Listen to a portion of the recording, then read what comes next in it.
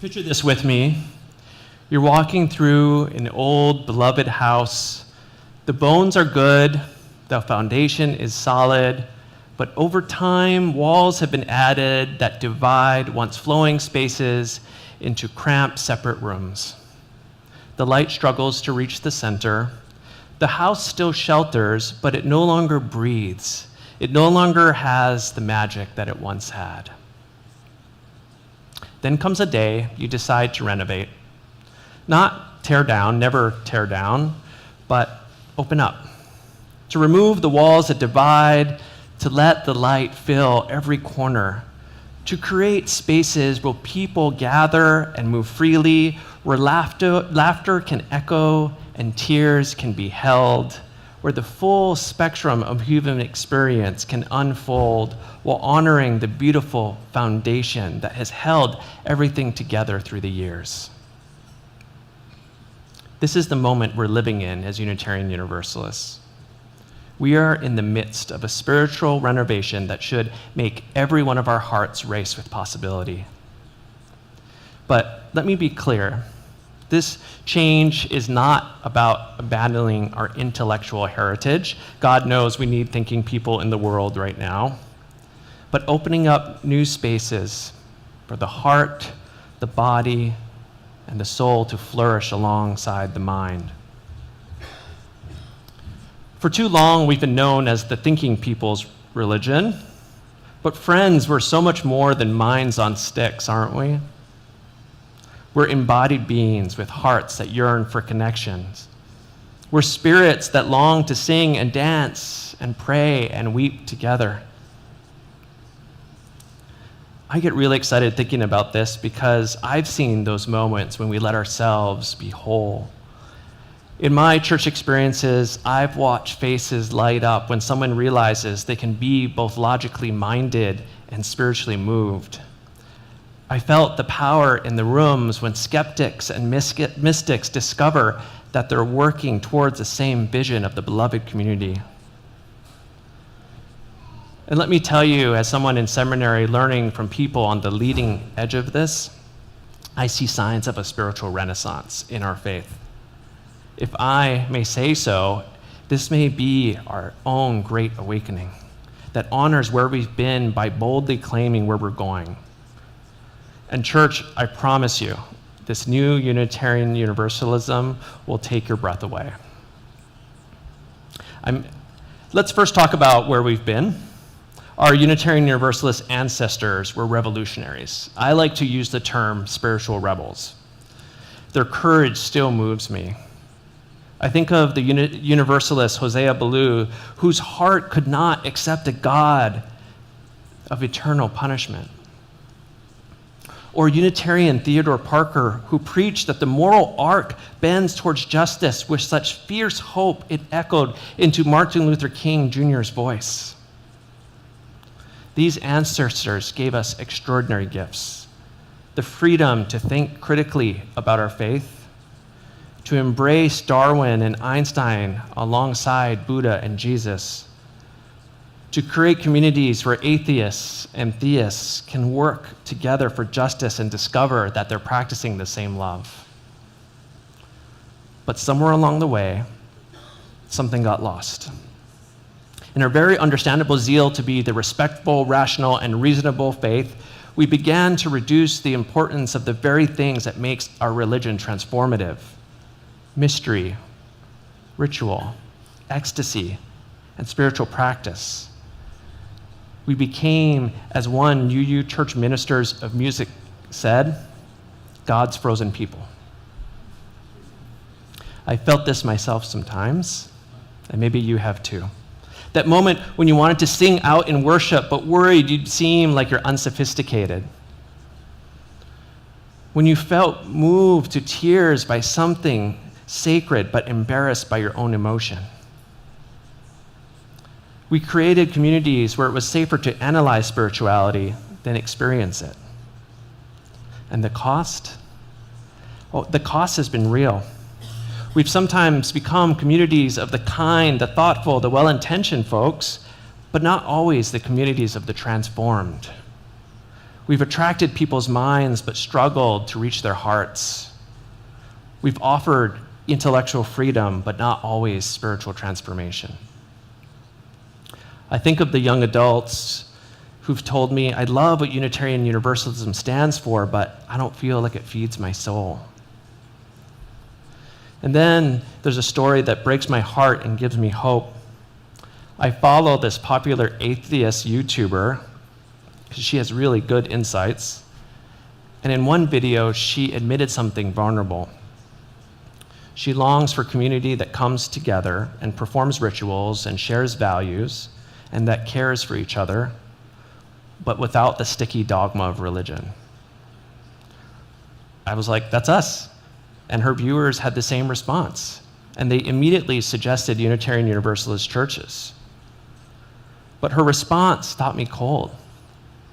She said, I've tried UU churches, and they didn't have the kind of spiritual community I needed and longed for. Instead, the church primarily had lectures. It felt like a DNC meeting. That made me laugh too, and feel a little sadness at the same time. Here is somebody who is spiritually hungry, seeking exactly what we claim to offer, and the church that she stepped into that Sunday morning failed her.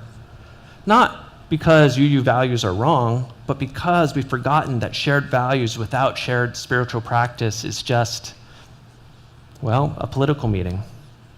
And there's nothing wrong with a political meeting, of course, but our souls need more. But friends, I have urgent news for you today. We are no longer God's frozen people. The ice is melting. The walls are coming down. Something extraordinary, and I mean soul-stirring, hope-igniting extraordinary is happening in our faith nationwide, and I love it. We're leaning into being a faith with spirit. I'm going to give you some examples at the bigger level.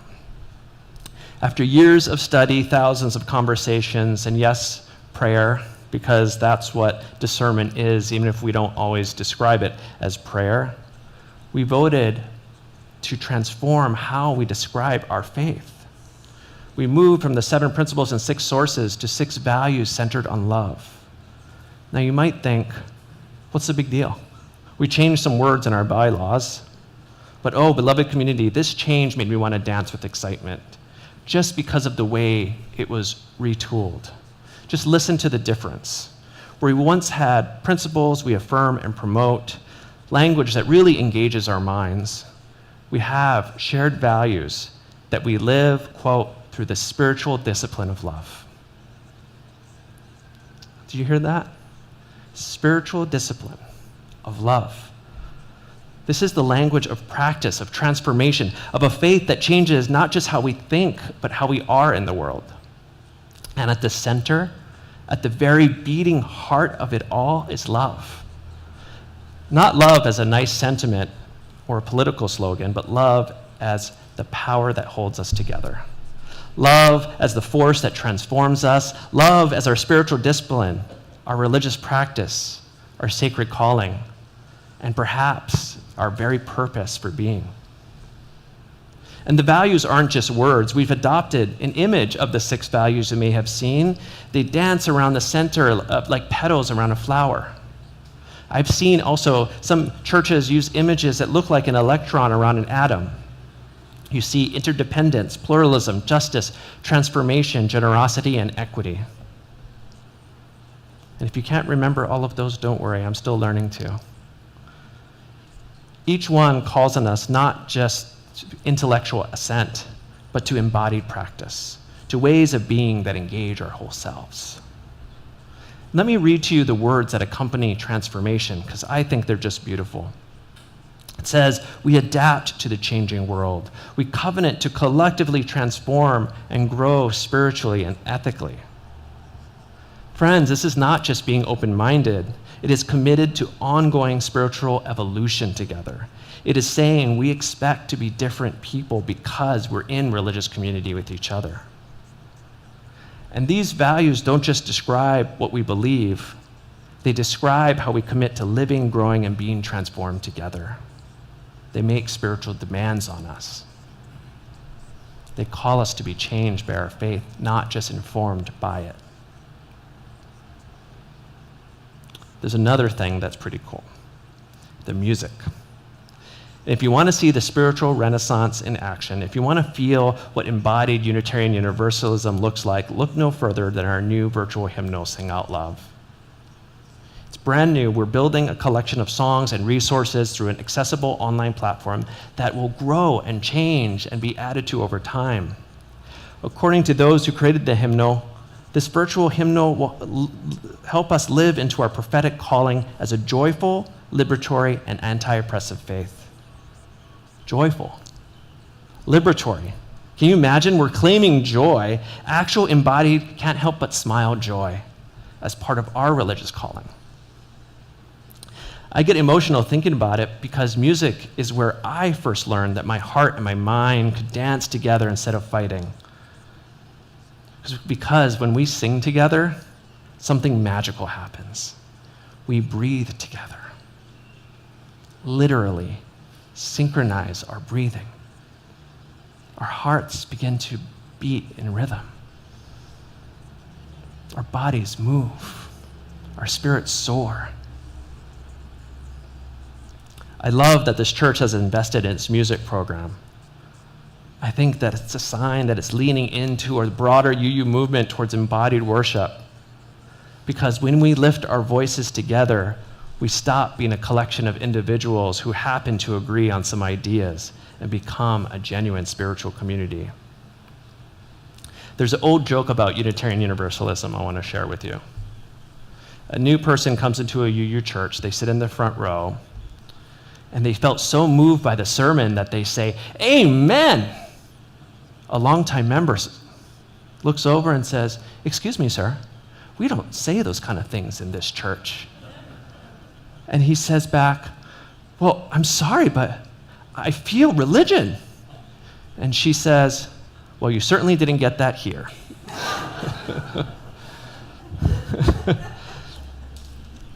I love that joke. It has some truth to it. But I think things are changing, and I love our transformation. This isn't the first time we've transformed. We transformed a lot in the 60s and 70s. We had our merger in 1961. We went through the civil rights movement, feminism, LGBTQ plus inclusion. We reinvented ourselves before, and we can again. With each change, our ancestors chose courage over comfort, growth over stagnation. They chose to trust in our living tradition that was strong enough to evolve and vibrant enough to expand and resilient enough to be reborn. Now it's our turn to be ancestors for the future. And I think that future is going to be magnificent. Look around in our world, beloved community. We live in times of profound division where people retreat into ideological bunkers and demonize those who think differently. We live in a time where organized religion is often associated with exclusion, with judgment, and political manipulation. We live in a time when people are spiritually hungry and theologically homeless, when they long for transcendence but can't stomach fundamentalism. The world is crying out for communities that can hold complexity without that fundamentalism, that can be deeply spiritual without being narrow-minded, that can work for justice without being self-righteous. The world needs places where questions are welcomed alongside answers, where doubt and faith can dance together, where transformation is possible and love is practiced. This is our gift to offer. This is what makes my heart race with possibility. But here's the key, and this is where I get passionate. We can offer this gift to ourselves. We can only offer this gift if ourselves are transformed by it. If we're just a debating society with good values, if we're just a social club, we're not offering the world what it so desperately needs. The world desperately needs spiritual communities that change lives. So what does this look like? Glad you asked. Picture worship services where we don't just think about interdependence, but feel it through music that requires us to listen to each other and blend our voices like we did this morning. where we don't just discuss transformation, but experience it through rituals that mark passages and changes. Where prayers aren't just pretty words, but practices that connect us to something larger than ourselves. Again, this isn't about being less intellectual. This is about letting our intellects dance with our hearts, our analysis marry our intuition, our thoughts to be held by our prayers, and our prayers to be grounded by our actions. What makes me most excited is we're not trying to become something we're not. We're becoming more fully who we're called to be. Other religious communities do wonderful, beautiful, necessary things, but few can offer what we offer. A place where your theology can grow and change. Where questions are welcomed. Where you can be both scientifically informed and spiritually nourished. Where justice work and personal transformation go hand in hand. We're creating laboratories of 21st century spirituality. As my professor, Reverend Dr. Sherry Prudhomme, writes, the religious responsibility of the faithful is to remove and dismantle systems and structures that prevent the full flourishing of life and to enhance and side with the movement of creative and active love. Friends, that's not just our theology, that's our love song. That's our prayer being manifest in this world. So here's my invitation to you. Let's not be timid about who we're becoming. Let's sing new songs with courage. Let's practice love with our whole selves, mind, body, and spirit. Let's risk being changed by each other so that the world can be changed through us. I want you to imagine it with me. A world where no one has to wonder if they're worthy of love.